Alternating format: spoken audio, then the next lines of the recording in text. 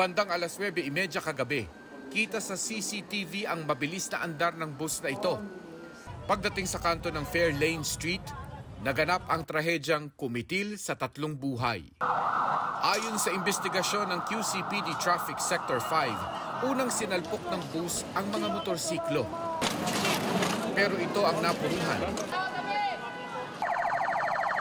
Naisugod sa ospital ang biktimang si Rafael Duque, 25 anyos, pero idiniklarang dead on arrival. Ang iba pang biktima ay mga pasahero naman ng UV Express na nayupi ng husto. Pinakamalala ang tinamo ng mag-inang sina Melissa Melchor Papa at ang 7 taong gulang niyang anak na si Jaydeen. Ginamot din sila sa ospital ngunit pumanaw rin kalaunan. 17 iba pa ang nasugatan kabilang ang driver ng UV Express.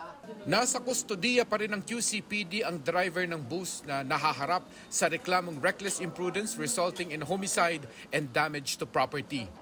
Bilang depensa, sinisi ng bus driver ang disgrasya sa mechanical error. May break pa naman po nung nandiyon kami sa North Fairview eh. Tapos? Nung papunta na kami dito, umusli po yung bakal dun sa may niya. Naka-stop po yung stoplight na. Pa-break na po ako.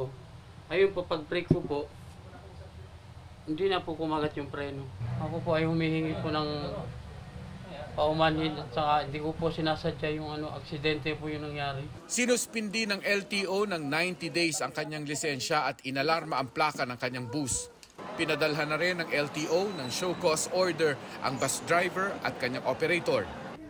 Pinuntahan namin ang garahe ng bus operator na Original Transport Service and Multipurpose Cooperative ayon sa address na nakapost sa kanilang webpage.